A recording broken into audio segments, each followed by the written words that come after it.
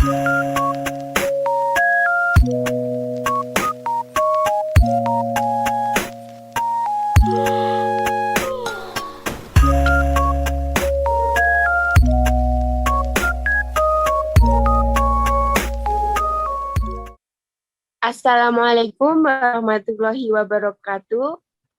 Waalaikumsalam warahmatullahi wabarakatuh. Baik, saya akan mewawancarai teman saya, Mbak Catherine Mirella. Selamat siang, Mbak Catherine. Selamat siang, Mbak Ria. Bagaimana kabarnya, Mbak? Alhamdulillah baik. Bagaimana kabarnya Mbak Ria? Alhamdulillah baik. Oke, Mbak Catherine, hari ini saya akan bertanya-tanya kepada Mbak Catherine tentang COVID-19. Baik, Mbak, silahkan. Menurut Mbak Catherine, apa itu COVID-19? Menurut saya, COVID-19 adalah penyakit menular yang disebabkan oleh jenis coronavirus yang baru ditemukan. Virus baru dan penyakit yang disebabkan tidak dikenal sebelum mulainya wabah di Wuhan, Tiongkok pada bulan Desember 2019. COVID-19 ini sekarang menjadi sebuah pandemi yang terjadi di banyak negara di seluruh dunia. Ya, terima kasih Mbak Catherine. Lanjut ke pertanyaan selanjutnya. Apa saja gejala dari COVID-19 ini? Gejala-gejala COVID-19 yang paling umum adalah demam, batuk, dan juga rasa lelah.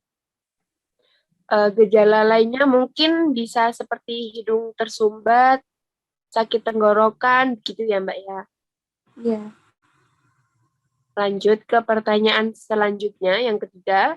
Bagaimana cara COVID-19 itu menyebar? oke. Menurut WHO menjelaskan bahwa sebagian besar virus corona bisa menginfeksi lewat percikan air liur yang keluar dari mulut orang. Seperti itu. Bisa juga kalau misalkan bila seorang memegang permukaan yang tercemar virus, lalu tak disadari menyentuh wajah, begitu seorang bisa terinfeksi virus corona. Begitu ya, Mbak. Ya. Jadi secara tidak langsung. Lanjut ke pertanyaan keempat. Apakah COVID-19 dapat menular dari orang yang tidak menunjukkan gejala? Beberapa laporan menunjukkan bahwa orang tanpa gejala dapat menularkan virus. Namun belum diketahui seberapa sering penularan dengan cara tersebut. WHO terus mengkaji perkembangan penelitian tentang cara penyebaran COVID-19 dan akan menyampaikan temuan-temuan terbaru. Baik, terima kasih Mbak. Lanjut pertanyaan kelima. Apakah anak-anak atau remaja dapat terinfeksi virus COVID-19 ini? Penelitian itu menunjukkan bahwa anak-anak dan remaja memiliki risiko terinfeksi dan menularkan ke orang lain yang sama seperti kelompok usia lainnya. Sampai saat ini, bukti menunjukkan bahwa anak-anak dan remaja lebih kecil kemungkinannya yang terkena penyakit yang serius.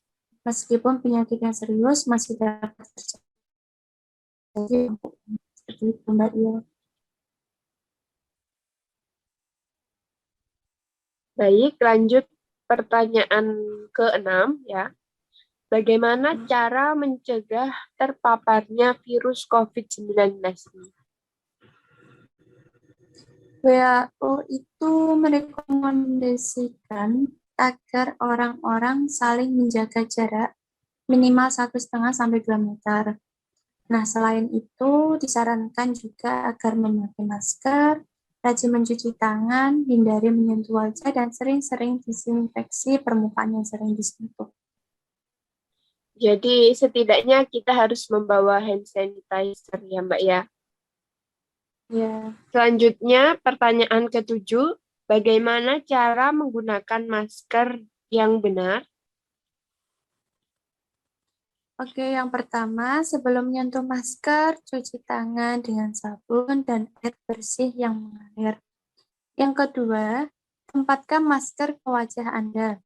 Yang ketiga, tarik masker ke bawah sehingga menutupi mulut dan dagu Anda. Yang keempat, jangan menyentuh masker pada saat Anda memakainya sebagai perlindungan. Yang kelima, setelah digunakan lepas masker dengan tangan bersih. Yang keenam, segera buang masker sekali pakai di tempat sampah setelah digunakan. Jangan gunakan kembali masker. Yang ketujuh, jagalah kebersihan tangan setelah menyentuh atau membuang masker. Gunakan cairan antiseptik berbahan dasar alkohol atau jika terlihat kotor, cuci tangan Anda dengan sabun dan air. Selanjutnya, kita ke pertanyaan nomor 8. Bagaimana membedakan antara sakit akibat infeksi COVID-19 dengan influenza biasa? Orang yang terinfeksi COVID-19 dan influenza akan mengalami gejala infeksi saluran pernapasan yang sama, seperti demam, batuk, dan juga pilek. Walaupun gejalanya sama, tapi penyebab virusnya itu berbeda, sehingga kita sulit mengidentifikasi masing-masing penyakit tersebut. Seperti itu, Mbak Ria. Oh ya, jadi apabila kita sedang sakit, lebih baik kita segera memeriksakan diri ke dokter, begitu ya, Mbak? Ya, betul. Lanjut pertanyaan ke-9. Apa yang sebaiknya saya lakukan jika saya berkontak erat dengan seseorang yang terinfeksi COVID-19? Oke, yang Mbak Ria lakukan yang pertama, jika sakit meskipun gejalanya sangat ringan, harus melakukan isolasi mandiri. Jika tidak memiliki gejala tetapi telah dekat atau berkumpul dengan orang yang terinfeksi, lakukan karantina mandiri selama 14 hari. Jika terinfeksi COVID-19, lakukan isolasi mandiri selama 14 hari. Bahkan setelah gejala menghilang, sebagai tindakan pencegahan, meskipun belum diketahui secara pasti, berapa lama pasien masih dapat menularkan setelah dinyatakan sembuh. Gitu, Mbak. Baik, terima kasih, Mbak. Baik, kita lanjut ke pertanyaan yang terakhir atau pertanyaan yang ke-10. Ya. Meskipun sudah sembuh dari COVID-19, apakah dapat terjangkit virus COVID-19 lagi? Meskipun sudah sembuh, bukan berarti seseorang sudah terlepas dari ancaman virus. Pasalnya, Pusat Pengendalian dan Pencegahan Penyakit Korea menyebutkan bahwa virus corona mungkin reaktif atau aktif kembali pada orang yang telah sembuh dari COVID-19. Reaktivasi ini bisa dipicu oleh kombinasi rangsangan eksternal maupun internal dari sel. Hal ini sedang diselidiki oleh para ahli epidemiologi yang kemungkinan seseorang dapat kembalinya karena sifat dari virus tersebut. Seperti itu, Mbak Ria.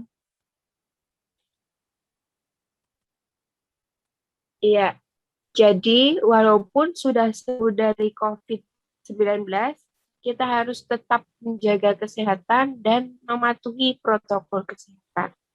Ya, terima kasih kepada Mbak Catherine yang telah menyempatkan waktunya. Terima kasih Semoga, kembali, Mbak Ria. ya, semoga kita semua sehat selalu dan dalam lindungan Allah Subhanahu wa Ta'ala. Dan jangan lupa Amin. untuk tetap mematuhi protokol kesehatan demi kesehatan bersama dengan memakai Amin. masker, menjaga jarak, dan mencuci tangan. Baik, kita akhiri wawancara pada siang hari ini. Semoga bermanfaat bagi kita semua. Mohon maaf apabila ada salah kata dari saya. Wassalamualaikum warahmatullahi wabarakatuh. Waalaikumsalam warahmatullahi wabarakatuh.